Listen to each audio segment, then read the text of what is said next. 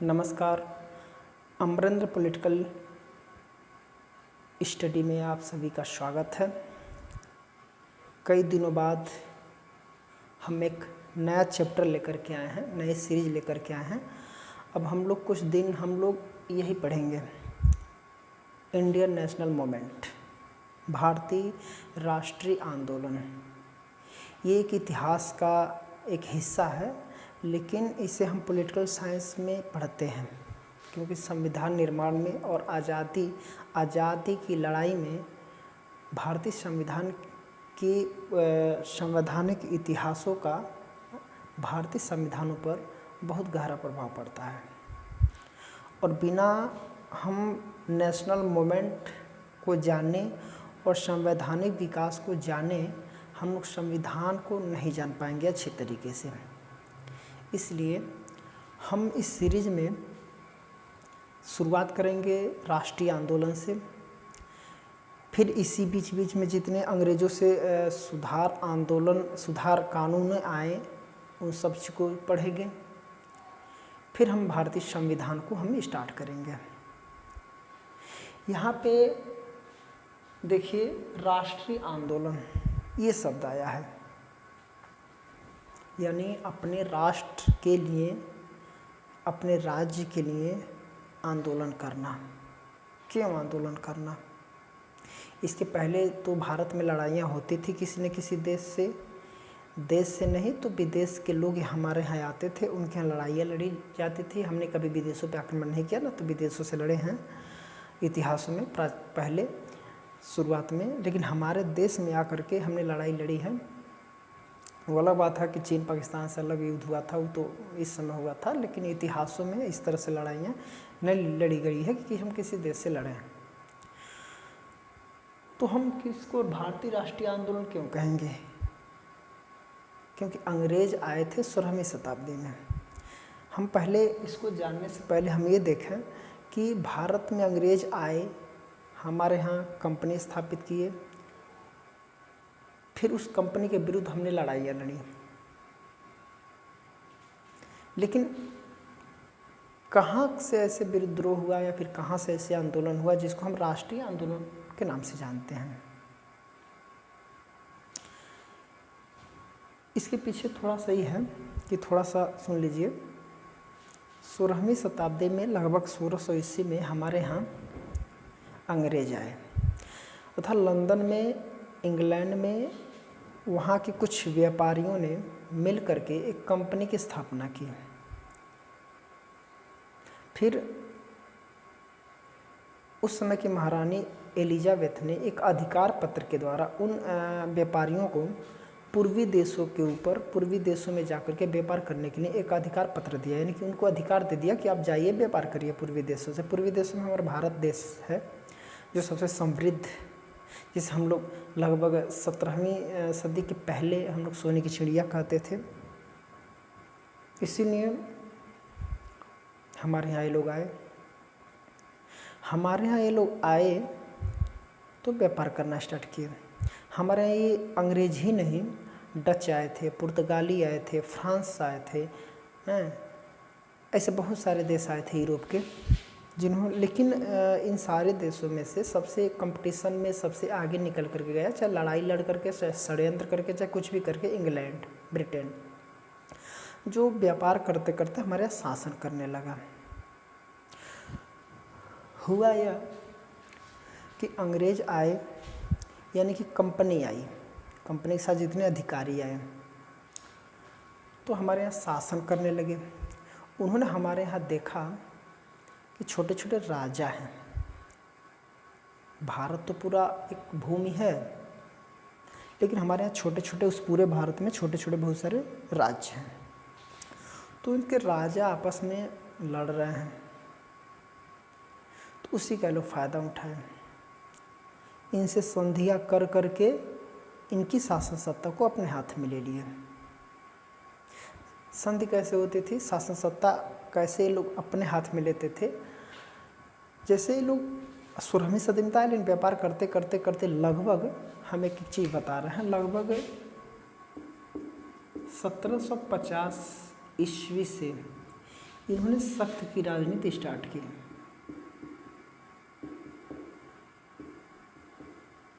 यहीं से स्टार्ट हुआ था सख्त की राजनीति। ये कंपनी ने स्टार्ट किया 1750 में। यहाँ से इन्होंने सत्ता को अपने हाथ में लेना स्टार्ट किया। व्यापार करते करते ही लोग व्यापार किए, फिर सत्ता अपने हाथ में लिए, प्रशासन की शक्तियाँ राजाओं से संधि करके लिए। इससे होता क्या था, ऐसे समझें, मान लीजिए कि एक राज्य है, इससे सटा हुआ राज्य है, हमेशा युद्ध तो होता ही है। जितने सटे हुए राज्य हैं सब दुश्मन रहेंगे, हमेशा युद्ध होगा। इन राजाओं के पास कंपनी वाले गए और इनसे कहे कि देखिए, पहले बात तो कंपनी के पास सेनाएं थी, सिक्योरिटी था, ये बार बार आक्रमण है। इनसे भयभीत करते थे कि देखिए ये हमेशा आप पे आक्रमण करेगा, आप परेशान रहेंगे, आप समय नष्ट करेंगे, धन नष्ट करेंगे। आप एक काम करिए, सुरक्षा की जिम्मेदारी हमें दे दीजिए, हम आपकी सुरक्षा करेंगे, आपके ऊपर से थोड़ा लोड कम हो जाएगा, आप राज भोगिएगा, आपको वार्षिक तौर पे इतना पेंशन दिया जाएगा। सुरक्षा को यानी कि बगल वाले राज्य का आक्रमण का डर दिखा करके इनसे संधि किए और सुरक्षा की जिम्मेदारी लेते लेते धीरे धीरे इनके प्रशासन की सारी शक्तियाँ भी ले लिए। ऐसे ही हमारे भारत के हर राजाओं से करते थे। विद्रोह भी होता था कहीं कहीं, लेकिन सबसे बड़ा विद्रोह तब हुआ जब ये 1750 से लगभग 100 ईस्वी के आसपास में 1850 तक आते आते लगभग बहुत सारे राज्यों को ये कंपनी वाले अपने अधीन कर लिए। होता क्या था कि जैसे कि ये संधि जब किसी राजाओं से संधि करते थे अंग्रेज वाले, तो उसमें अधिकार पत्र पे लिखा जाता था, संधि पत्र पे लिखा जाता था कि मैं प्रशासन की शक्ति, सुरक्षा की जिम्मेदारी है मैं लेता हूँ, बाकी प्रशासन आप करेंगे, प्रशासन हम करेंगे, आप राज भोगिएगा। ऐसे कुछ ना कुछ संधियाँ होती थी। सारा संधि इंग्लिश में लिखा जाता था। उसी में लिखा जाता था कि अगर राजा के कोई उत्तराधिकारी नहीं हुआ, राजा का कोई पुत्र नहीं हुआ, तो पूरा का पूरा राज कंपनी का हो जाएगा, कंपनी के अधिकार में आ जाएगा। ये राजा को पढ़ करके नहीं सुनाया जाता था। बाद में पता चलता किसी राजा का पुत्र नहीं हुआ तो बाद में लड़ाइयाँ लड़ी जाती थी, जिसकी वजह से वो अपने राज्य को हाथ थमा बैठते थे। संधियाँ कर करके 1850 तक बहुत सारे राज्यों को, लेकिन आंदोलन पे आंदोलन होते रहते थे। हुआ ये कि 1857 के आसपास में 1857 के आसपास में एक बहुत बड़ा पूरे भारत में आंदोलन हुआ, क्योंकि सारे लोग इस तरीके से संधि से रूठ गए थे और ये लोग संधि करते थे, प्रशासन करते थे। जब सत्ता इनके हाथ में आ जाती थी तो उस राज्य में अपने हिसाब से मनमानी शासन करते थे, जो अभी हम पॉइंट वाइज हम लोग देखेंगे कि ये लोग शासन कैसे करते थे, क्यों आंदोलन होता था, आंदोलन होने के पीछे कोई कारण थे, वही चीज़ उसी चीज़ को हम लोग देखेंगे। ये पहले मोटी मोटा चीज़ देख लें कि जब संधि होती थी तो कहीं ना कहीं विद्रोह होता था। इस बड़ा विद्रोह 1857 की एक महान क्रांति हुई थी। इस क्रांति में पूरे भारत में इतनी बड़ी क्रांति हुई जिसे स्वतंत्रता संग्राम, महान क्रांति, प्रथम आंदोलन, ऐसे बहुत नामों से जाना जाता है, स्वतंत्रता की लड़ाई, ऐसे बहुत नामों से जाना जाता है। लेकिन इसमें इतनी तबाही हुई थी, इतने लोग मारे गए थे, उसमें बहुत लोग कुछ ना कुछ बोले हैं। अभी हम पॉइंट वाइज जब देखेंगे तो देखेंगे वहाँ पे। तो इससे क्या हुआ था कि इंग्लैंड में भी असर पड़ा कि ये कंपनी वाले कैसे व्यापार करने के लिए तो भेजे गए थे, लेकिन व्यापार करते करते प्रशासन लिए हैं, तो प्रशासन कैसे कर कि इतना बड़ा आंदोलन हो जा रहा है। तो वहाँ की जो महारानी थी उन्होंने क्या किया, कंपनी के सत्ता को ख़त्म कर दिया और सत्ता सीधे अपने हाथ में ले लिया। कब से? 1858 से। तो ऐसे देखिए कि दो तरह के शासन हुए।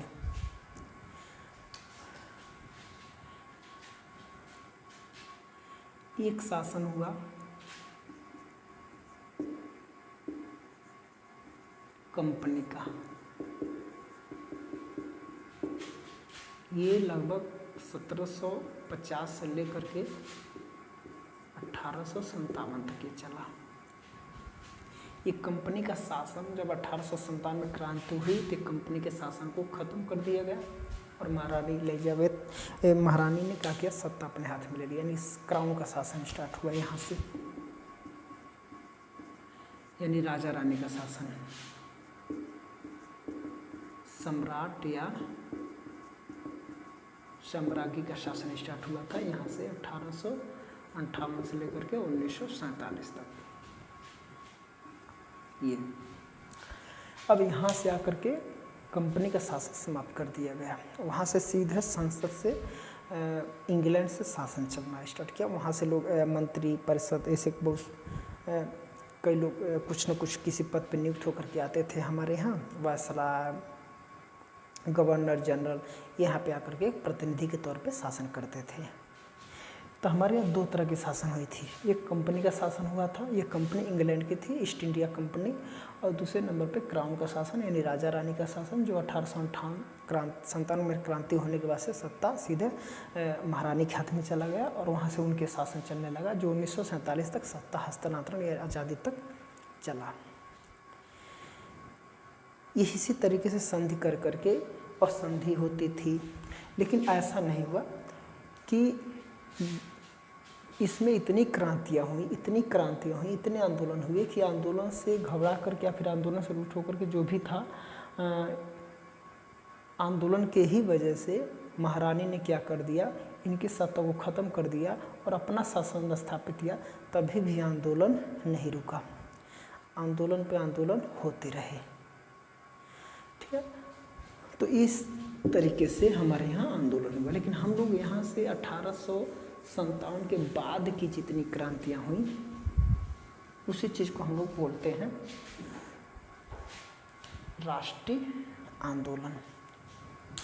क्यों राष्ट्रीय आंदोलन उसी बोला? इसके पहले भी तो लड़ाई होती थी, इसलिए इसके पहले जितने आंदोलन होते थे, लड़ाइयाँ होती थी, क्रांतियाँ होती थी, और राष्ट्र के लिए नहीं होता था।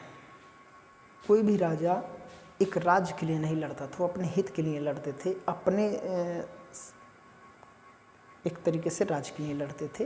पूरे भारत के लिए लड़ाइयाँ नहीं होती थी, यानी कि राष्ट्र के लिए लड़ाइयाँ नहीं होती थी। इसके पीछे जब हमारे यहाँ अंग्रेज आए, अब ऐसे समझे सीधे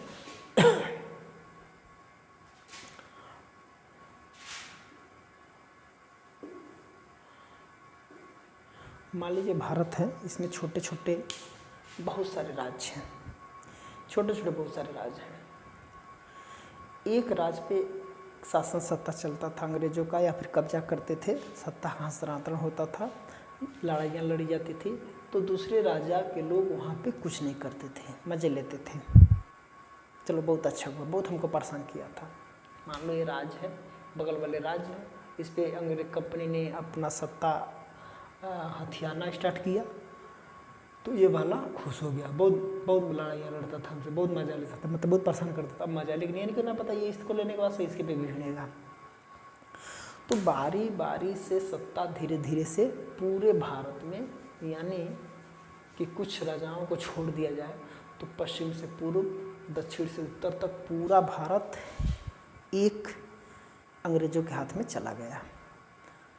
तो जब पूरा अंग्रेजों के हाथ में चला गया तो छोटे छोटे राज्य में तो विभाजित है नहीं, अब यहाँ से लेकर के ऊपर सत्ता पूरा एक राष्ट्र बन गया, यानी कि भारत एक राष्ट्र बन गया।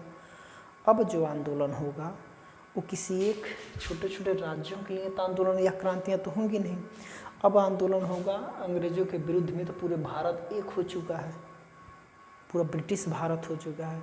तो उस ब्रिटिश भारत की जो जनता है वो अंग्रेजों के विरुद्ध जब क्रांतियाँ करेगी तो उसे, यानी कि पूरे राष्ट्र के लिए आंदोलन हो रहा है, न कि छोटे छोटे टुकड़े के लिए आंदोलन हो रहा है। अपने अपने राजा अपने अपने हित में लड़ाइयाँ लड़ रहे हैं बचाव के लिए, ऐसा नहीं है। अब पूरा भारत एक हो चुका है, छोटे छोटे राष्ट्र समाप्त हो चुके हैं। तो जब एक हो चुका है, यानी कि एक राष्ट्र बन गया है, जब एक राष्ट्र की जो आम जनता है अपने राष्ट्र की सुरक्षा के लिए या फिर आज़ादी के लिए या फिर अंग्रेज़ों से जो सता रहे हैं या शोषण कर रहे हैं उनसे छुटकारा पाने के लिए जब आंदोलन करेंगी, क्रांतियाँ करेंगी, तो राष्ट्र के लिए, यानी कि पूरे एक राष्ट्र के लिए किया जा रहा था, इसलिए उसे राष्ट्रीय आंदोलन कहा जाता था। या कहा जाता है। उसके पहले जितने लड़ाइयाँ लड़ी उसे राष्ट्रीय आंदोलन नहीं कहा जाता है। ठीक है।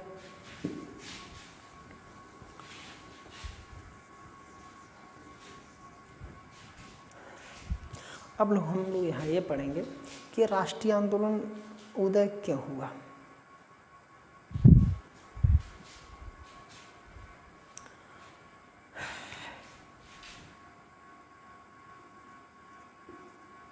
उदय इसका क्यों हुआ था। पहले तो राष्ट्रीय आंदोलन नहीं थे, जन आंदोलन नहीं था। अपनी सुरक्षा के लिए, अपने राज्य के लिए, सुरक्षा के लिए अंग्रेजों से ये राजा महाराजा लड़ते थे। लेकिन ये आंदोलन राष्ट्रीय आंदोलन, लेकिन ये क्यों हुआ, अंग्रेज आखिर करते क्या थे कि आंदोलन हो रहा था। वैसे तो कोई जनता, आम जनता, भारत की जनता कोई आंदोलन करेगी नहीं। क्यों होता था आंदोलन, इसी के पढ़ेंगे। तो उसे हम बोलेंगे कि भारतीय राष्ट्रीय आंदोलन का एक उदय, ये क्यों हुआ था। तो इस क्यों को हम लोग पॉइंट वाइज पढ़ेंगे। ठीक है, पॉइंट वाइज में हम लोग ये देखेंगे।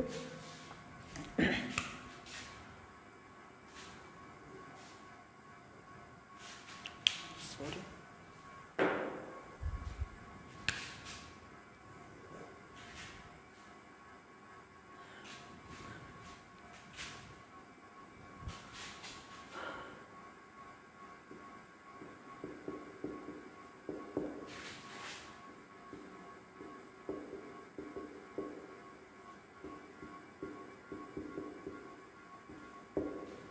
1857 का स्वतंत्रता संग्राम, इसको हम पहले नंबर पर देखेंगे। उसके बाद बारी बारी से अन्य पॉइंट को हम लोग देखेंगे। ये यहीं से स्टार्ट होता है सबसे बड़ा जन आंदोलन। हम बता रहे थे कि 1857 के पहले कंपनी का शासन चलता था और कंपनी के शासन में राजा महाराजा ऐसे छोटे छोटे हुआ करते, जो राजाओं से संधि करके या फिर किसी राजा ने विद्रोह किया तो उसे लड़ाइयाँ लड़ी जाती थी। अंग्रेजों के पास तमाम गोला बारूद हथियार थे, हमारे राजा महाराजा के पास ऐसा कुछ नहीं था, तलवार थे, ढाल थे, इसलिए युद्ध में हार जाते थे। हुआ यूँ कि 1857 की क्रांति के पीछे बहुत सारे कारण हुए, बहुत सारे कारण थे। इसको 1857 क्रांति बहुत बड़ा लेख है, शॉर्ट हम बता दे रहे हैं कि 1857 में मई के महीने में ये क्रांतियाँ हुई थी कि पूरे भारत के लोग, दक्षिण से लेकर के उत्तर तक, पश्चिम से पूर्व तक, पूरे भारत में एक बार जन आंदोलन हुआ था। इतनी बड़ी जन आंदोलन नहीं हुई थी इसके पहले भी अंग्रेजों के विरुद्ध। बहुत सारे जगह जगह पे महिलाएं तो महिलाएं, बच्चे भी इस आंदोलन में शामिल हो चुके थे, लड़ाइयाँ लड़े थे। और इसमें स्टार्ट हुआ था मंगल पांडे के द्वारा, जो गाय की चर्बी का उसमें कारतूस में इस्तेमाल किया जाता है, उससे उन लोगों को धर्म भ्रष्ट हो रहा था, वहीं से स्टार्ट हो गया था। और धीरे धीरे ये फैल गया कि अंग्रेज वाले सैनिकों का यूज जो करते हैं भारतीयों का, तो जो कारतूस देते हैं उसमें गाय की चर्बी होती थी, उससे उन लोगों का धर्म भ्रष्ट होता था। तो ये यहाँ से लेकर के पूरे उत्तर से लेकर के दक्षिण तक पूरा बहुत बड़ा जन आंदोलन हुआ था। इस जन आंदोलन में बहुत सारे लोगों की हत्या की गई थी। इनका नाम सुनेंगे, सर चार्ल्स डिल्के नाम है इनका।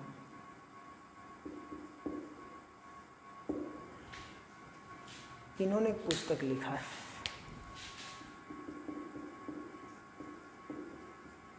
Greater India. इसमें इन्होंने चर्चा किया है, ये व्यक्ति अंग्रेज हैं, ये अंग्रेज का व्यक्ति है। और इस पुस्तक में इन्होंने लिखा है कि 1857 की क्रांति में अंग्रेजों के द्वारा भारतीयों के आम नागरिकों की इतनी हत्याएं की गई थी, इतनी हत्याएं की गई थी कि अब सोचिए कि एक पशु के समान बर्ताव किया गया था। गांव-गांव को जला दिए गए थे। अंग्रेज जिन आम नागरिकों को आंदोलन करते हुए पकड़ते थे, एक तरीके से कैदी हो जाते थे। तो कहने का मतलब है कि अंग्रेज सिपाही या फिर अंग्रेज सरकार अपने कैदियों को बिना न्याय किए इतनी हत्याएं की कि एक तरीके से पाशविक का रूप धारण किया। पाशविक का मतलब पशु के समान, इन पशुओं की जिस तरह से हत्या की जाती थी उस तरीके से हत्या की गई। गांव-गांव को जला दिए गए। इतने नरसंहार हुआ कि कहा जाता है, इन्होंने उस पुस्तक में लिखा है कि इतनी गांव-गांव को जला दिए गए कि अगर मोहम्मद बिन तुगलक होता, क्योंकि मोहम्मद बिन तुगलक बहुत पहले था भारत में, तो अगर मोहम्मद बिन तुगलक होता तो भी शर्मा जाता। ये कोटेशन है, इनका कथन है। तो इसके हिसाब से, इनके हिसाब से कहा जाए तो बहुत ज़्यादा नरसंहार हुआ था इस आंदोलन में। तो अब सोचिए कि ये इतना बड़ा नरसंहार हुआ, तो कहीं न कहीं एक क्या है, ये अंग्रेज़ों के विरुद्ध में एक राष्ट्रीय आंदोलन है। क्यों राष्ट्रीय आंदोलन है? क्योंकि ये पूरे भारत में एक जन आंदोलन को रूप ले लिया। जन आंदोलन उसे बोलेंगे जो पूरा का पूरा आम जनता अपनी सहभागिता दे देती है, उसे जन आंदोलन हम लोग बोलते हैं।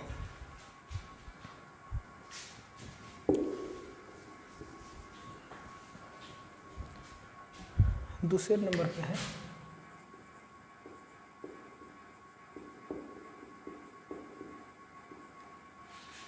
राजनीतिक एकता की स्थापना। राजनीतिक एकता,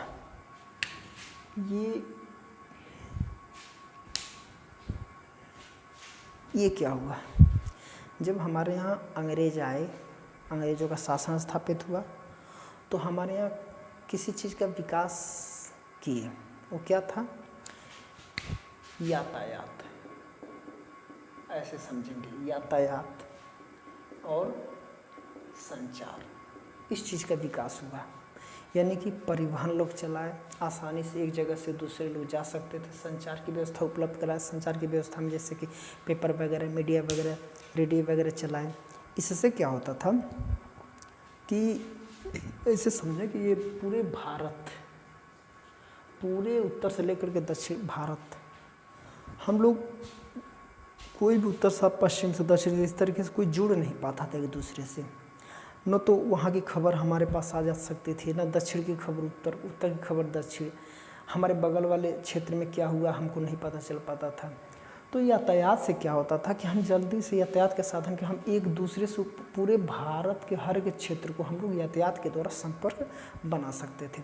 संचार के माध्यम से हम लोग संपर्क बना सकते थे। संपर्क ही नहीं बना सकते थे, हम लोग न्यूज़पेपर, पत्रिका के माध्यम से दूसरी जगह की घटनाओं को हम लोग जान जाते थे। हमारे यहाँ की घटनाओं को इधर को उधर लोग जानते थे। यानी कि उत्तर से लेकर के दक्षिण तक इन संचार और यातायात की वजह से पूरा भारत एक जैसा हो गया है, एकता। और इसी एकता का लाभ उठाया हम लोग। ये तो यातायात और संचार के साधन अंग्रेज अपनी सुविधा के लिए किए थे, लेकिन उसको लाभ यह मिला भारतीय नागरिकों को कि इस यातायात और संचार की वजह से उन लोगों को एक दूसरे की खबर मिलती गई, जिसकी वजह से वो एकता के सूत्र में बंध गए। और जब सारे पूरे उत्तर से लेकर के दक्षिण पश्चिम से पूर्व की भारत के सारे लोग आम जनमानस एक दूसरे को समझ रहे हैं, सुन रहे हैं, आ जा रहे हैं, पहुंच पा रहे हैं, किसी से मिल जा रहा है, तो एक तरीके से एकता की भावनाएं स्टार्ट हुई। और इसके वजह से अंग्रेज़ों के विरुद्ध इन्होंने आंदोलन शुरू किया। तो एक था एक हमारा कारण कि राजनीतिक एकता की स्थापना हुई, और इस राजनीतिक एकता की स्थापना की वजह से हमारे भारत में जन आंदोलन या राष्ट्रीय आंदोलन का उदय हुआ। क्योंकि अगर देखा जाए तो अंग्रेज के आने से पहले ऐसा नहीं था कि अंग्रेज के आने से पहले हमारे यहाँ अच्छा शासन नहीं हुआ।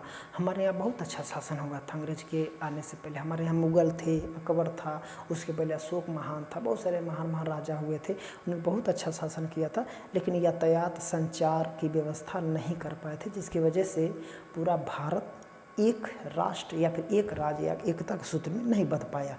अंग्रेज आए तो ये व्यवस्था किए, और जब ये व्यवस्था किए तो पूरा भारत एकता के सूत्र में बंध गया, जिसकी वजह से हमारे आम नागरिकों को भी फायदा हुआ। और अंग्रेजों के विरुद्ध हम लोग एकजुट हुए, और एकजुट होने की वजह से हम लोग आंदोलन का स्थापना के आंदोलन का उदय कर दिए।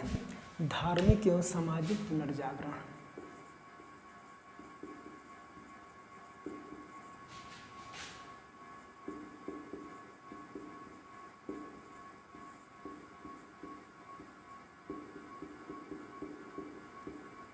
सामाजिक पुनर्जागरण का मतलब ये होता है कि इसमें देखिए कि धर्म, हमारे जो धार्मिक विश्वास थे, धार्मिक मान्यताएं थी, इसमें कुछ कुरीतियाँ थी, कुछ अंधविश्वास थे, समाज के अंदर भी कुछ कुरीतियाँ और अंधविश्वास थे।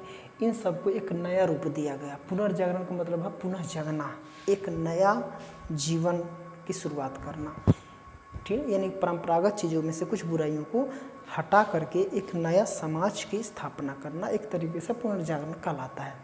इसमें कुछ व्यक्ति हैं, उनका हम नाम यहाँ पे लिख दे रहे हैं। वो लोग, वही लोग जितने थे, वो धर्म के अंदर बुराइयों को और समाज के अंदर जितनी भी बुराई हैं, उन बुराइयों को ख़त्म करने में कुछ व्यक्ति हैं, कुछ विद्वान हैं, उनका मैं नाम लिखना चाहता हूँ। जैसे आपने सुना होगा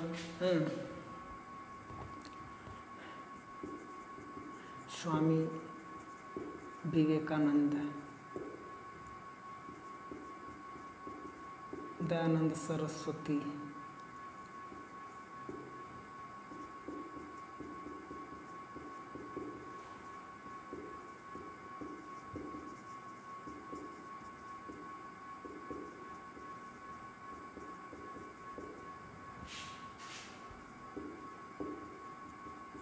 देवेंद्रनाथ, नी बेसेंट,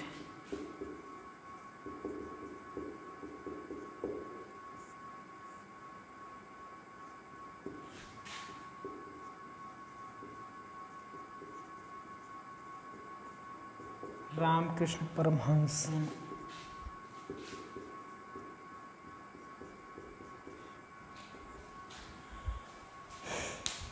ये लोग ऐसे व्यक्ति हैं जो हमारे भारत में कुछ समाज से संबंधित बुराइयां थी, जैसे सती प्रथा था, धर्म के अंदर कुछ विश्वास मान्यताएं थी जो बहुत खराब था। सती प्रथा था, विधवा पुनर्विवाह को ये लोग लागू किए थे। आज थियोसॉफिकल सोसाइटी, ऐसे बहुत सारे संस्थाओं का निर्माण किए जो धर्म से, जैसे ऐसे समझें जैसे ये राजा मोहन राय हैं, ये सती प्रथा का अंत किए। सती प्रथा का मतलब है होता है कि अगर पति मर गया तो पत्नी को उसके चिता में कूद करके मरना होता था। ये कौन सा बात हुआ भाई, उसकी जीवन है, अभी उसका शादी हुआ है, शादी होते ही अगर उसका पति मर गया तो वो अपने जीवन का समाप्त क्यों करेगा भाई, वो खुद जिए, नया दूसरे से शादी करके इसके साथ अपना जीवन व्यतीत करा, कि उसी के साथ वो मर गया, बेचारा चले गया, उसी के साथ शोक माना है पूरे जीवन भर, नहीं, तो उसको चिता के साथ कूद करके मरना पड़ता था। इसमें विधवा पुनर्विवाह विवाह स्टार्ट हुआ, जिसमें क्या हुआ कि विधवाओं को पुनः अपना विवाह करने की अनुमति मिली, बाल विवाह को समाप्त किया गया। ऐसे दयानंद सरस्वती हैं, इनका एक है, जैसे राजा मोहन राय ने एक समाज की स्थापना किया था जिसे बोला जाता था ब्रह्म समाज। ये 1828-29 में इन्होंने स्टार्ट किया था। इन्होंने इनका एक होता है कि वेदों की ओर लौट चलो, वेदों की ओर लौट चलो, ये ब्रह्म समाज की स्थापना इन्होंने ये किए थे, वेदों की ओर लौट चलो ये दिए थे, इसे बहुत सारे। तो ये कहीं न कहीं ये लोग, इनकी भी कहीं कहीं बहुत बड़ी भूमिका थी। केसी सेन की धर्म समाज के अंदर जो धार्मिक या सामाजिक सुधार में राम ब्रह्म सिंह ने भी इस तरह संगठन स्थापना किया था, इनकी भी बहुत बड़ी भूमिका थी। एनी बेसेंट की भी भूमिका थी, ये देवेंद्रनाथ सेन, विद्यासागर, ये लोग कहीं कहीं शिक्षा के क्षेत्र में, समाज के क्षेत्र में, धर्म में के अंदर कुछ बुराइयों को इन्होंने ख़त्म किया। और ये कैसे करते थे, प्रचार के माध्यम से करते थे। जैसे उदाहरण के तौर पर समझें, जैसे ये राजा राम मोहन राय हैं, इन्होंने प्रचार के माध्यम से कर करके सती प्रथा का अंत करना चाहते थे। बहुत सारे ऐसे धार्मिक और सामाजिक बुराइयों को ये ख़त्म करना चाहते थे। जब नहीं ख़त्म कर, कितना प्रचार करेंगे। इन्होंने लॉर्ड माउंटबेटन से मिले और उनसे मिल करके इन्होंने कानून बनवा दिया। और जब कानून बन गया तो लोग डर के मारे ये सब काम नहीं करते, तो उस तरीके से नहीं हो पाता। लेकिन अब डर जाएंगे भाई, अगर किसी विधवा को अगर जिंदा चिता में कूदने के लिए बोलेंगे तो कानून हमें दंड देगी। अब डर हो गया, अब डर के मारे वो लोग नहीं करेंगे। तो इस तरीके से कानून के माध्यम से, प्रचार के माध्यम से बहुत सारे सामाजिक बुराइयों को इन्होंने सुधार किए। पत्रिका छपवाए, संवाद कौमुदी बहुत अच्छा पत्रिका है ये राजा मोहन राय की। तो इसमें इन्होंने अनेक चीज़ों को, तो इन पत्रिकाओं को, इन समाज सुधारों को, इन प्रचार के माध्यम से जब पूरे भारत में लोग फैलाए अपने प्रचार को, तो इन वजह से भी कहीं न कहीं अंग्रेजों के विरुद्ध इन्होंने लड़ाइयाँ लड़ी। कुछ ऐसे प्रचार करते थे कि ये अपनी गरिमा के लिए, अपने आत्मसम्मान के लिए और अपनी संस्कृति के लिए लोग लड़ाई लड़े, जिसकी वजह से हमारा कहा जाता है कि ये धार्मिक और सामाजिक पुनर्जागरण की वजह से भी हमारे अंदर राष्ट्रीय आंदोलन का हमारे देश में उदय हुआ। अगला है ऐतिहासिक खोज है, उसको हम देखेंगे।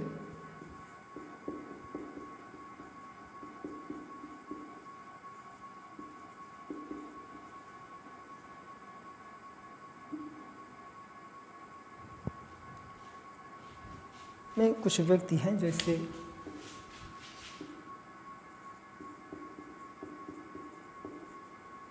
विलियम जोन्स,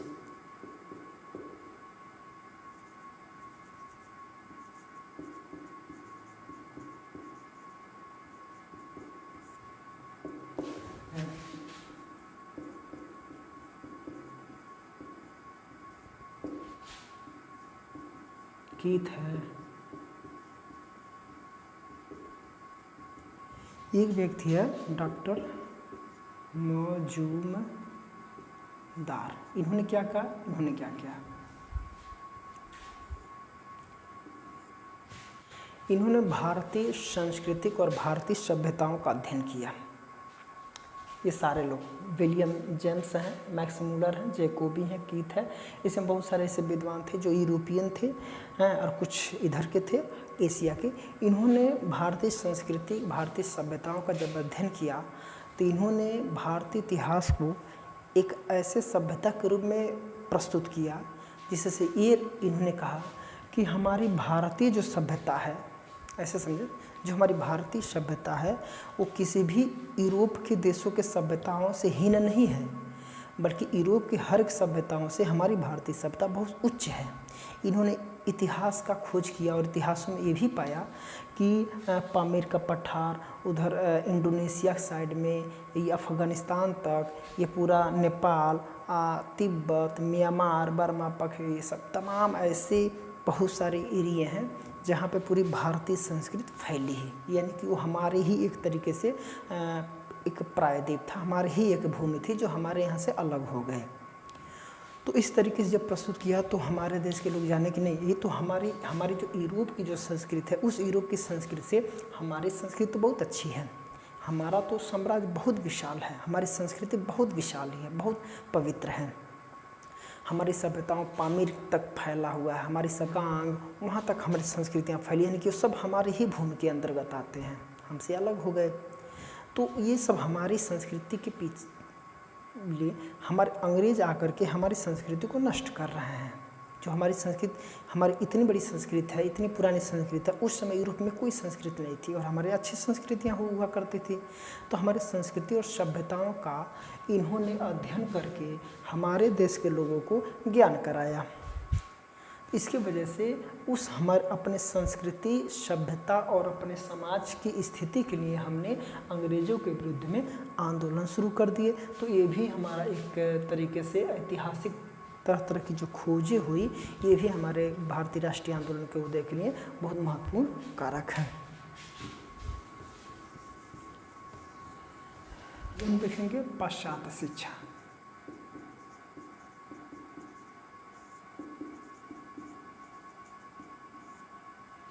पाश्चात्य शिक्षा का मतलब ये हुआ कि पश्चिम देश की शिक्षा,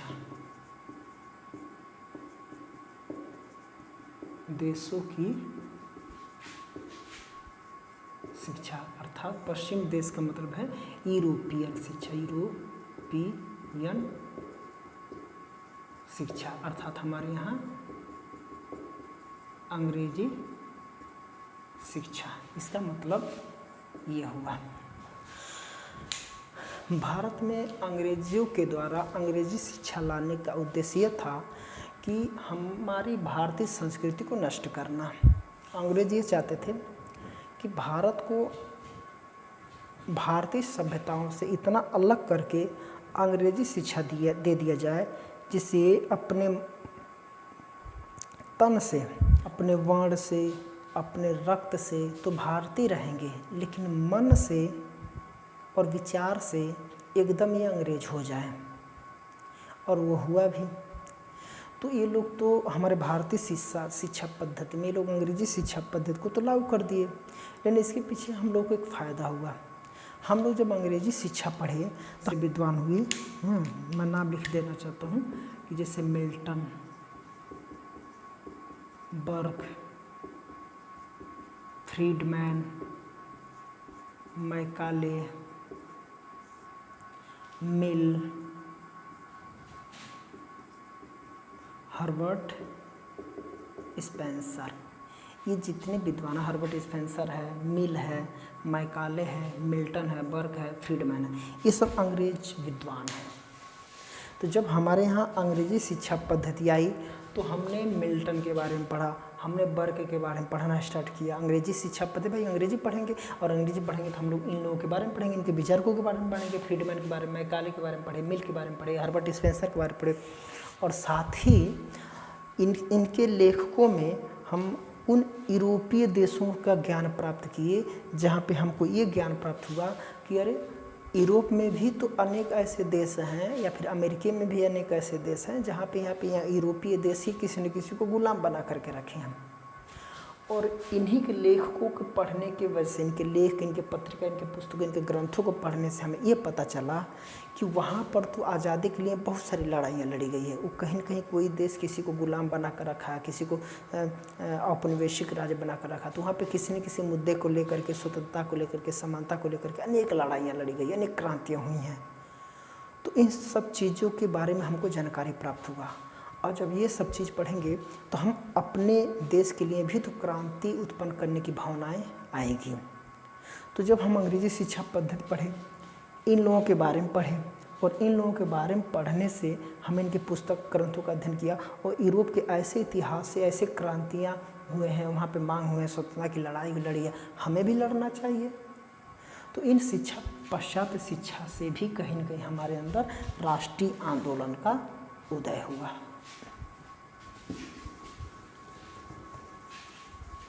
भारतीयों का विदेश गमन।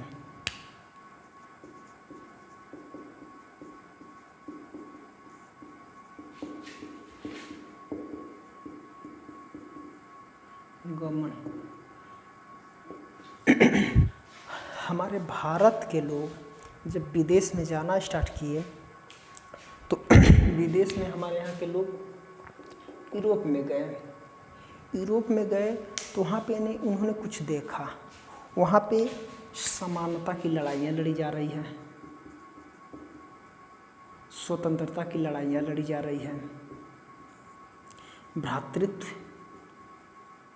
की लड़ाइयाँ लड़ी जा रही हैं, अनेकों प्रकार से व्यक्तिवाद के तरीके से छुटकारा, व्यक्ति की उस परतंत्र न करके स्वतंत्रता की लड़ाइयाँ लड़ी जा रही हैं। तो वहाँ से लोग कुछ सीखें, वहाँ से सीखने की वजह से हमारे यहाँ भारत में आए और भारत के लोगों को भी प्रेरित किया कि यूरोप में तो ऐसे ऐसे समानता की लड़ाई लड़ी जाती है, स्वतंत्रता की लड़ाई, हम क्यों नहीं लड़ सकते हैं। तो जब भारतीय लोगों को विदेशों में आवागमन जब स्टार्ट हुआ तो आवागमन से यूरोपीय सभ्यताओं को, यूरोप की क्रांति, यूरोप की अन्य चीज़ों को हमने, इनके सिद्धांतों को हमने पढ़ा, देखा, सुना, और आए तो अपने यहाँ भी हम लोग राष्ट्रीय आंदोलन के रूप में क्रांतियाँ स्टार्ट कर दिए। ये अगला है भारतीय समाचार पत्र, पत्रों एवं देसी साहित्य का विकास है। देसी साहित्य छापे गए, इसमें एक है, कुछ पत्रिकाओं का हम नाम लिख दे रहे हैं।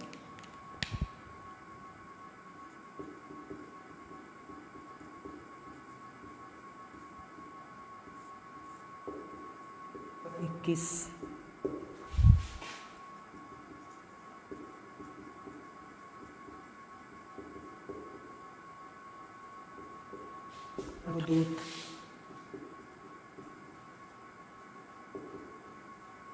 तीस,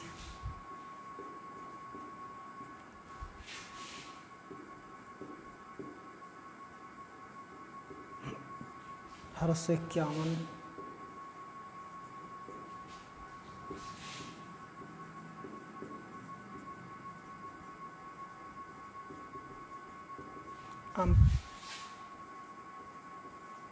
1877। देखिए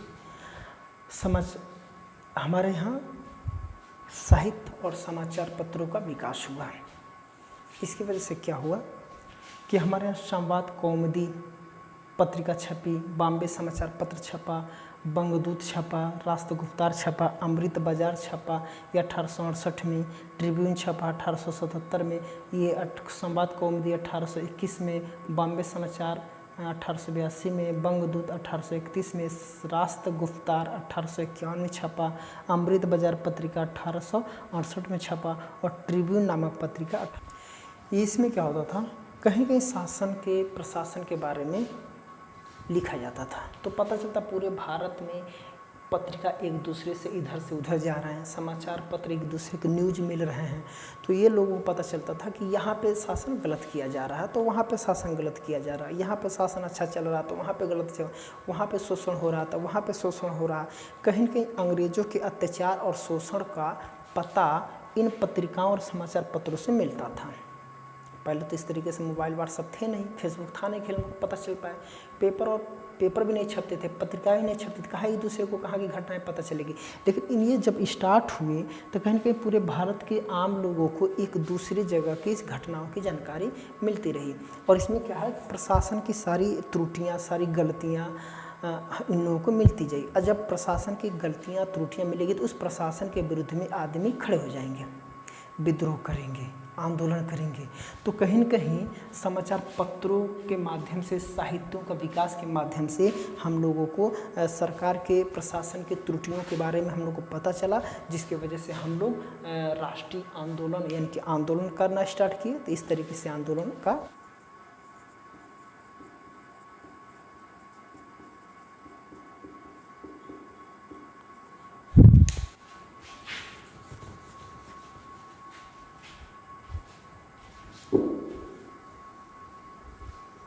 असंतोष। देखिए भारत में जो आर्थिक अर्थव्यवस्था थी,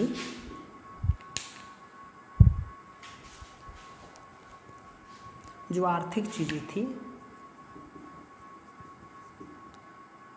आर्थिक में हमारे यहाँ खेती सबसे महत्वपूर्ण थी। हमारे यहाँ व्यापार को, छोटे व्यापार को ख़त्म कर दिया गया। हमारे यहाँ कंपनियाँ आई, उद्योग धंधे, बड़े बड़े उद्योग धंधे कल खाने स्टार्ट हुए, तो हमारा छोटे छोटे जो व्यापार होते थे, छोटे छोटे जो धंधे होते थे, ये ख़त्म हो गए। खेती जो होती थी, खेती तो हमारे यहाँ थी, तो वहाँ पे जो हमारे यहाँ के लोग थे, हमारे यहाँ के जो किसान थे, बड़ा मनमानी से जो कुछ चाहते थे वो चीज़ उत्पन्न नहीं कर पाते थे। इन्हें जबरदस्ती से नील की खेती कराओ, कपास की खेती कराओ, तो अंग्रेज जैसे चाहते थे वैसे इनसे खेती कराते थे, जिसकी वजह से हमारे छोटे व्यापारी वैसे ख़त्म हो गए। किसानों से ज़बरदस्ती से खेती कराया जा रहा है, नील की खेती, कपास की खेती करा करके और कच्चे माल को उठा करके इंग्लैंड भेज दिया जाता था। ये किसान भी बर्बाद हो गए। इसके वजह से हमारे अर्थव्यवस्था से हमारे यहाँ के लोग एक असंतुष्ट हो गए, और जब असंतुष्ट हो जाएंगे तो आर्थिक असंतोष बढ़ेगा, और जब आर्थिक असंतोष बढ़ेगा तो कहीं न कहीं यही जनता, यही किसान, यही व्यापारी अंग्रेज़ों के विरुद्ध में खड़े हो जाएंगे। और जब अंग्रेज़ों के विरुद्ध में खड़े हो जाएंगे तो जाहिर सी बात है, राष्ट्रीय आंदोलन का उदय होना ही असंभावी है। उच्च पदों से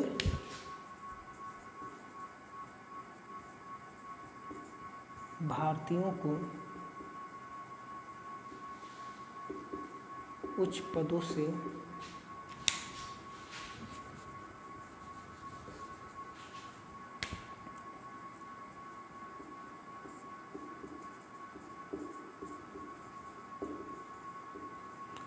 अलग रखने की नीति, इसको हम लोग समझेंगे।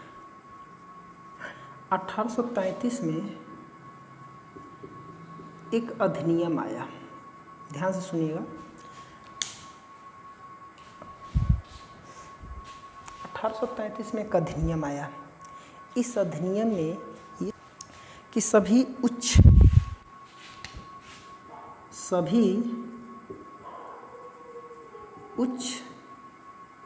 सरकारी पदों की जो भर्ती होगी वह योग्यता को लेकर के होगी,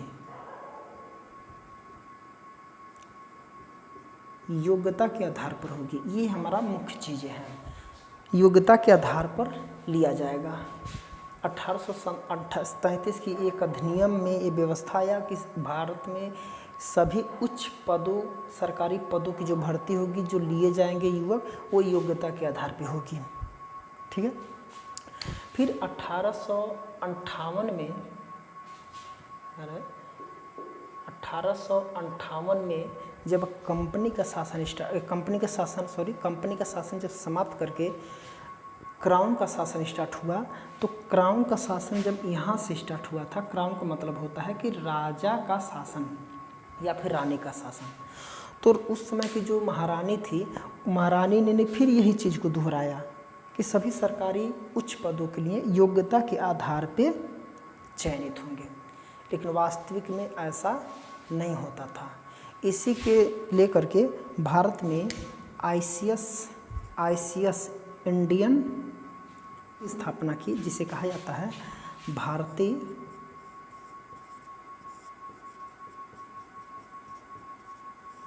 नागरिक सेवा।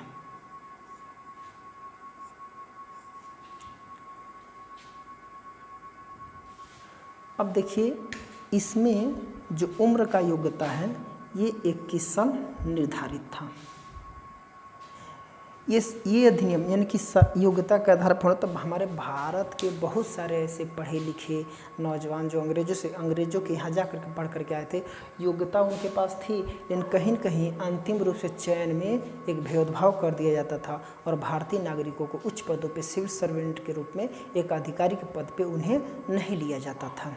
वह 1877 में क्या हुआ, जो 21 साल की उम्र है इसे ख़त्म करके 19 साल कर दिया। और जब 19 साल कर दिया गया तो इस 19 साल में भारत के युवाओं के समक्ष एक समस्या उत्पन्न हो गई कि 19 साल में लोग कोई भी अधिनियम मतलब कोई भी सरकारी पद नहीं ले सकते हैं, ले ही नहीं पाते थे, उनको वैसे वंचित कर दिया जाता था। और 19 वर्ष में कोई भी सरकारी पद लेने में हर भारतीयों को एक तरीके से असुविधा होने लगी।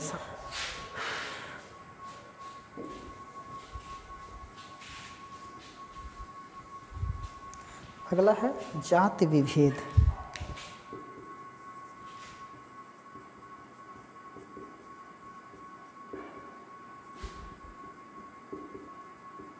की नीति। अंग्रेजों को हमारे भारतीय नागरिक क्या बोलते थे,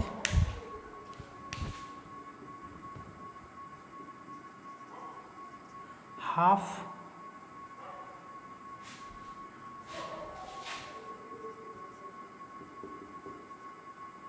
एंड हाफ निग्रो। इसको बुलाता है कि आधे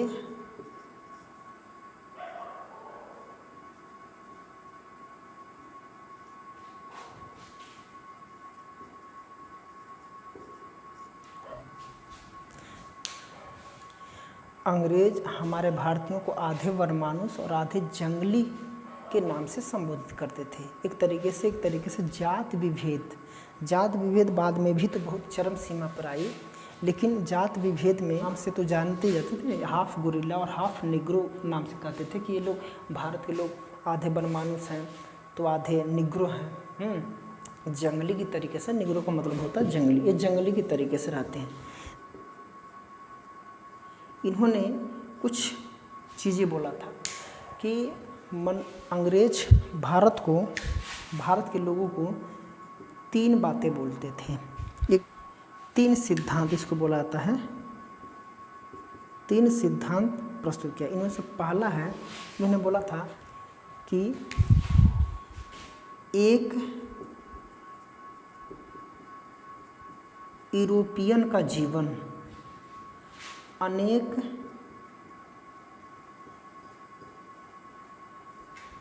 इन्होंने पहला सिद्धांत ये दिया था कि एक यूरोपियन का जीवन अनेक भारतीयों के बराबर है।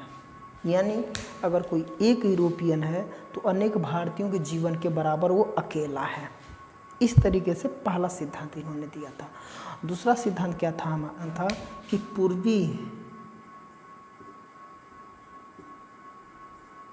पूर्वी देशों के ऊपर भय से, ध्यान रहे, भय से शासन किया जा सकता है।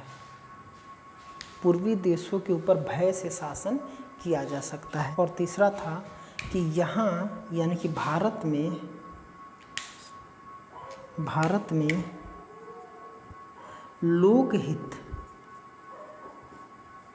लोकहित के लिए शासन नहीं बल्कि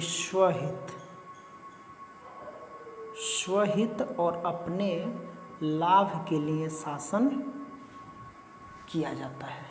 ये हैं गैरट के अनुसार अंग्रेजों के 3 सिद्धांत थे। पहला सिद्धांत था कि एक यूरोपियन का जीवन अनेक भारतीयों के बराबर है। दूसरा इनका सिद्धांत था पूर्वी देशों के ऊपर भय से शासन किया जा सकता है, आराम से प्यार से शासन नहीं किया जा सकता है। और अगला इनका था कि इनके ऊपर जो है कि इनके द्वारा इनके ऊपर जो शासन किया जाएगा ये लोकहित में शासन नहीं रहेगा, ये स्वहित और अपने हित में ही उनके ऊपर शासन किया जाता है।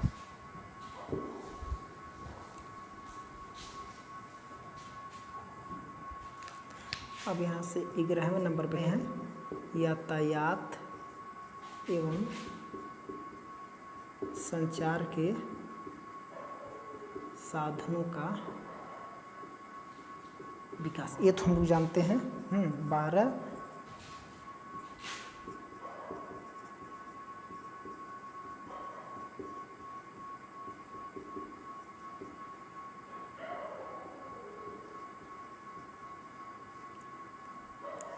विदेशी थी।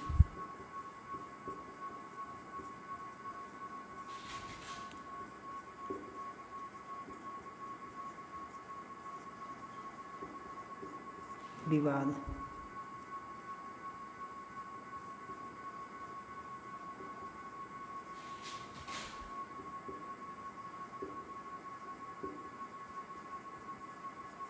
देखिए यहाँ पे है कि यातायात के संचार के साधनों का विकास हुआ। तो इस संचार के साधनों के विकास के कारण भी हम उत्तर से दक्षिण यानी कि पूरे भारत में एक दूसरे को लोग जाने पहचाने और एक दूसरे संपर्क में जुड़ करके हम लोगों ने आंदोलन का उदय किया। दूसरा विदेशी आंदोलन बहुत हुए थे। अमेरिका की क्रांति, स्वतंत्रता की क्रांति हुई थी, ये रूस की क्रांति हुई थी, फ्रांस की क्रांति हुई थी, ऐसे बहुत सारी क्रांति हुई थी। इन क्रांतियों का हम लोगों ने जब जाना, ठीक है ना, तो इन विदेशी आंदोलनों का प्रभाव भी हमारे ऊपर पड़ा। जब इन आंदोलनों को प्रभाव को हमारे ऊपर पड़ा तो हम भी अपने आंदोलन शुरू किए। भाई वहाँ पे आंदोलन शुरू हुए, वो देश आज़ाद हुए, हम भी आंदोलन करेंगे, हमारा देश भी आज़ाद होगा। तो कहीं न कहीं ये भी हुआ।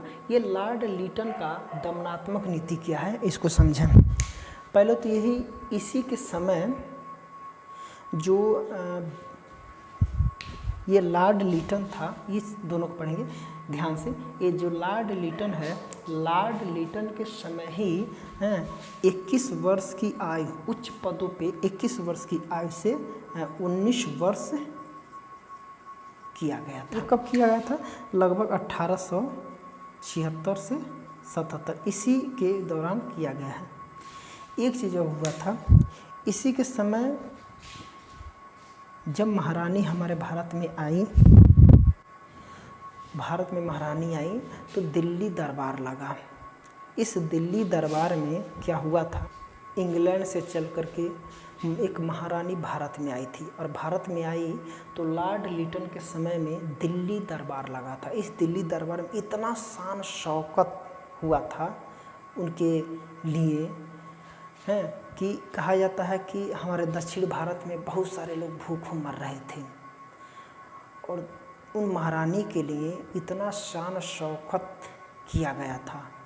इसका जिक्र अखबारों में बहुत आलोचना सरकार की हुई थी, इतनी आलोचना हुई थी कि एक तरफ भारत की जनता भूखों मर रही है और उसी भारत में ही दिल्ली में एक बहुत बड़ा शान शौकत में दिल्ली दरबार का आयोजन किया जा रहा है। एक शान शौकत में बहुत ज़्यादा खर्चा उसमें किया गया था। कहा जाता है कि जो रोम में इस तरीके से होता, में एक नीरो थे, जब रोम जल रहा था तो नीरो बांसुरी बजा रहे थे। एक कहावत है, यानी कि पूरा भारत जल रहा है, पूरा भारत जल रहा है, और एक तरफ महारानी शान शौकत में अपना दिल्ली दरबार लगा रही हैं, और इस दरबार को लगाने में ये लॉर्ड लिटन की एक अहम भूमिका। 1878 में एक वर्नाक्यूलर प्रेस पारित किया गया था।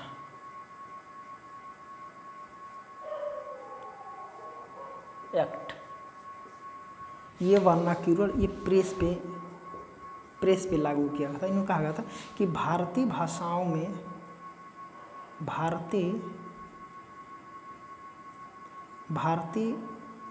भाषाओं में जितने भी पत्रिका का प्रकाशन किया जा रहा है, इस पे कठोर नियंत्रण लागू किया गया। एक एक्ट, इसी के समय एक एक्ट, वर्नाक्यूलर एक्ट पारित किया गया जो प्रेस से संबंधित है। और इस प्रेस में कहा गया था कि जितने भारतीय भाषाओं में पत्रिका छपेंगे उस पर कंट्रोल किया जाएगा। शस्त्र अधिनियम आया था, इसको बोलते हैं भारतीय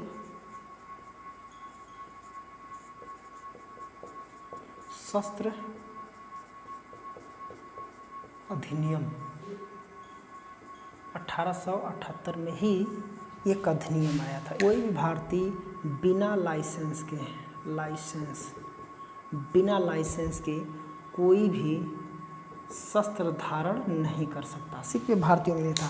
एक भारतीय शस्त्र अधिनियम आया 1878 में। ये किसके समय में आया था? लॉर्ड लिटन के समय में आया था। लॉर्ड लिटन के ही समय में सारा चीज़ आया था। और इसमें दिल्ली दरबार लगा, वर्नाक्यूलर प्रेस एक्ट लागू किया गया था। इसमें भारतीय शस्त्र अधिनियम 1878 लागू किया गया था। इसमें किसी भी भारतीयों को बिना लाइसेंस के शस्त्र धारण करने की अनुमति नहीं थी। यानी कोई भी बिना लाइसेंस के शस्त्र कोई भी हथियार वगैरह नहीं ले सकता। ठीक है, अब देखें इसको पढ़ा। इल्बर्ट बिल, ये क्या है? इल्बर्ट बिल दिखाई दे रहा है नीचे तक।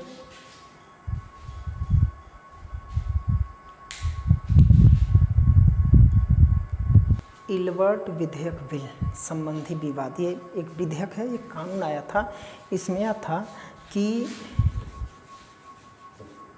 जितने भी, ये चीज मिटा दे रहे हैं,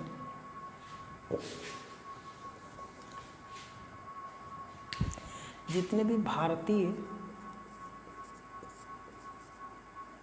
जज हैं, जज का मतलब है न्यायाधीश, इस न्यायाधीश को इस इल्बर्ट बिल के में एक अधिकार दिया गया कि ये भारतीय जितने जज हैं इनको अंग्रेजों के विरुद्ध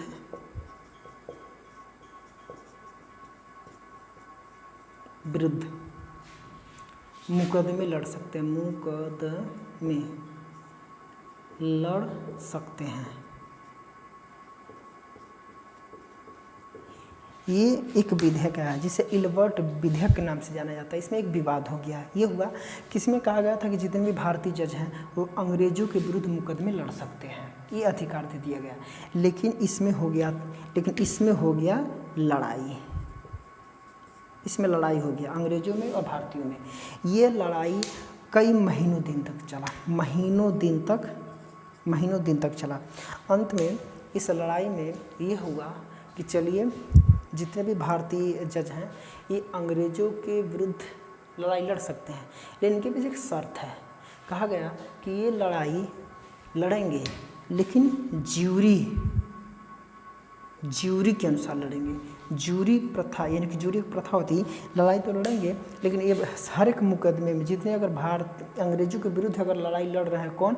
भारतीय जज, तो ये इसका मुकदमा ज्यूरी प्रथा के अंदर, ज्यूरी विधि से चलेगा। ज्यूरी विधि में क्या होता था कि इसमें कुछ जज होंगे, यानी कि अनेक जज होंगे, जिसमें से कुछ अंग्रेजों के भी होंगे और कुछ भारतीय भी जज होंगे। इन सबके समक्ष लड़ाई लड़ेगी। ज्यूरी का मतलब ये होता है कि ज्यूरी एक जजों की एक शिष्टमंडली बैठती है, जिसमें अनेक 5 से 6 से 7 से 8 10 जज होते हैं। उनके समक्ष किसी भी मुकदमे की लड़ाई विवाद को सुलझाया जाता है। उस ज्यूरी का मतलब ये है कि जजों की एक समुदाय होती है, 7-8 जज होते हैं, इसको ज्यूरी कहा जाता है। तो उन्होंने कहा कि आप मुकदमे तो लड़ सकते हैं हमारे अंग्रेजों के विरुद्ध, लेकिन यह मुकदमा आप अकेले नहीं लड़ेंगे, आप यानी भारतीय जज अकेले नहीं लड़ेंगे, आपको एक ज्यूरी का गठन करना पड़ेगा, जिसमें कम से कम कुछ अंग्रेज न्यायाधीश भी रहेंगे और कुछ आप भी रहेंगे। उसके बाद अंग्रेजों के विरुद्ध आप मुकदमे लड़ सकते हैं। तो इस तरीके से हमने देखा, तो इस विवाद से संबंधित भी कहीं न कहीं राष्ट्रीय आंदोलन हुआ। इन लॉर्ड लिटन के अंदर जो जब दमनात्मक नीति अपनाई गई, दमनात्मक नीति का मतलब होता है कि एक तो दिल्ली दरबार लगाया, पूरा भारत भूखे मर रहा है और आप शान शौकत से दिल्ली दरबार लगा रहे हैं, ऊपर से अनेक कई चीज़ों को दमन किया। विदेशी आंदोलन से हमने कुछ सीखा, हमारे यहाँ राष्ट्रीय आंदोलन हुआ, उदय हुआ। यातायात के साधनों की वजह से भी हमारे यहाँ राष्ट्रीय आंदोलन शुरू हुआ था। जात विभेद की नीति जो अंग्रेज अपनाए गए थे, इसके वजह से हमारे यहाँ राष्ट्रीय आंदोलन का उदय हुआ था। भारतीयों को उच्च पदों के अलग रखने की जो नीति अपनाई गई थी, बताए थे, इसके वजह से भी रुष्ट होकर के हमारे यहाँ राष्ट्रीय आंदोलन का उदय हुआ था। आर्थिक असंतोष, समाचार पत्र, देशी साहित्य, भारतीयों का विदेश गमन का जो हुआ था, पाश्चात्य शिक्षा की वजह से ऐतिहासिक खोज जो हुई थी, धार्मिक सामाजिक स्थापना, ये सारी चीज़ों से कहीं न कहीं सारे चीज़ों की वजह से हमारे यहाँ भारतीय राष्ट्रीय आंदोलन यानी कि एक आंदोलन का रूप लिया। और यही आंदोलन कब से कहाँ तक चला था? ये आंदोलन लगभग 1858 से स्टार्ट हुआ और अंततः जाकर के 1947 में जो हमारे यहाँ एक जन आंदोलन हुआ था और इसको बोलते हैं भारतीय स्वतंत्रता आंदोलन। और इस भारतीय स्वतंत्रता आंदोलन में हम लोग जाकर के स्वतंत्र हुए। कहाँ से स्टार्ट हुआ? 1858 में स्टार्ट हुआ था। अनेकों बार लड़ाइयाँ लड़ी गई, अनेकों बार आंदोलन हुए। इस सारे आंदोलनों के उदय के पीछे इतने कारण हैं। ठीक है, तो आज का क्लास हमको लग रहा है कि बहुत लंबा हो गया, तो इसके आगे क्या है इसमें देखेंगे कि कांग्रेस की स्थापना क्यों होती है। तो इन आंदोलनों की वजह से ही कांग्रेस की स्थापना भी होती है। तो आगे अगला हमारा चैप्टर रहेगा, लगभग हम लोग पढ़ेंगे कांग्रेस की स्थापना कैसे हुई। ठीक है, इन स्थापना की वजह से क्या क्या हुआ, फिर आगे क्रम से हम अनेक आंदोलन हम लोग पढ़ते जाएंगे। भारत में जितने भी क्रांतिकारी राष्ट्रीय आंदोलन हुए हम क्रम से पढ़ते जाएंगे। ये तो था हमारा कि इंट्रोडक्टरी कि ये आंदोलन, इनके वजह से भारत में इतनी घटनाएं हुई, इतने विवाद हुए, इतने कहीं न कहीं शोषण हुए। इन शोषणों की वजह से कहीं न कहीं हमारे यहाँ भारतीय मतलब इस तरीके से राष्ट्रीय आंदोलन का उदय हुआ। जब राष्ट्र के प्रति, अपने राष्ट्र के लिए जब क्रांति करेंगे, पूरे भारत के लिए जब क्रांति करेंगे, पूरे राष्ट्र के लिए क्रांति करेंगे, तो उसे राष्ट्रीय आंदोलन कहा जाएगा। अगर हम अपने हित के लिए, एक छोटे समूह के लिए, या फिर राजा महाराज जो हमारे बहुत पहले लड़ाई लड़ते थे एक दूसरे से, या फिर दूसरे से भी लड़ते थे, उसको राष्ट्रीय आंदोलन नहीं कहा जाएगा। जब तक राष्ट्र के लिए नहीं लड़ेंगे तब तक उसे राष्ट्रीय आंदोलन नहीं कहा जाएगा।